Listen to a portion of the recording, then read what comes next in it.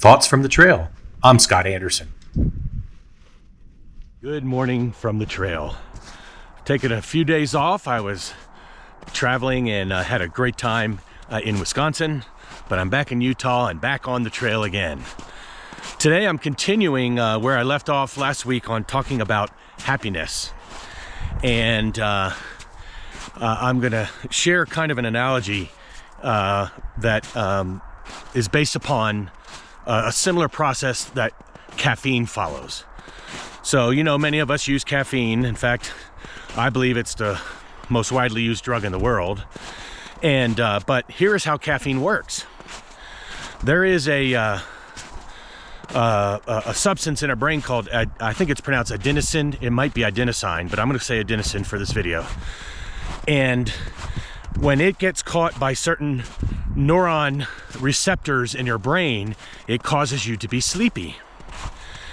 And so when we use caffeine, what happens is that caffeine chemical, and I'm not using all the technical terms, fits into those neuron receptors and fits in perfectly. So therefore, the adenosine is not able to get into those receptors and cause you to be sleepy.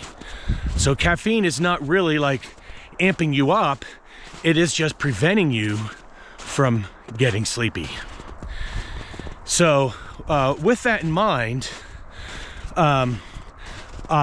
we can do a kind of the same proactive step with our happiness, because naturally sometimes we can get stuck in a situation where we are in a negative mind frame. And so I'm going to share with you a process which helps us generate and create more happiness in our lives.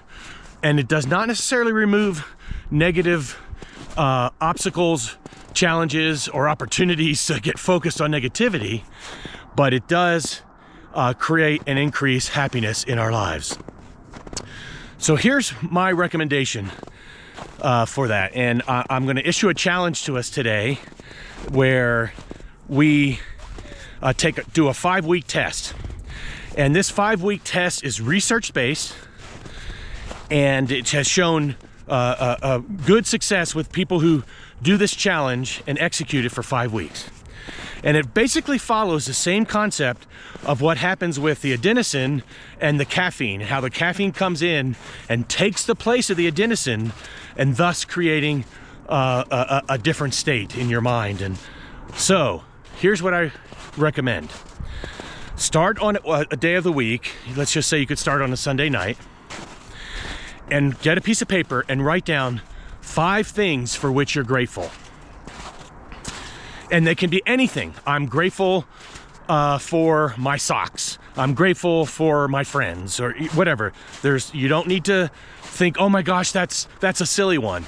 These are your things that you're grateful for. Doesn't matter what they are, write them down. And then take 5 minutes, 1 minute for each item, to think deeply about that item. So for instance, if you say you're grateful for your socks, think about why you're grateful for them. What about them makes you grateful? And do that for each item for 1 minute. Repeat this process every night for the next week. And you can do it in the morning too if you wake up. So if you want to get, double the pleasure, do it morning and night. But minimally, do it every night for the first week. Then after that 7th day, add 1 or 2 more items to the list. And repeat the process the next week, again, taking 1 minute for each item and thinking deeply about why you're grateful for it, what about it brings you happiness and joy.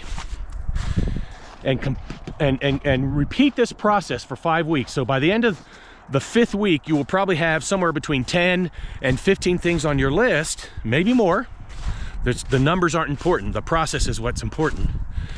And see how that works out for you. And the research has shown at the end of that period, your level of happiness and satisfaction will have increased significantly.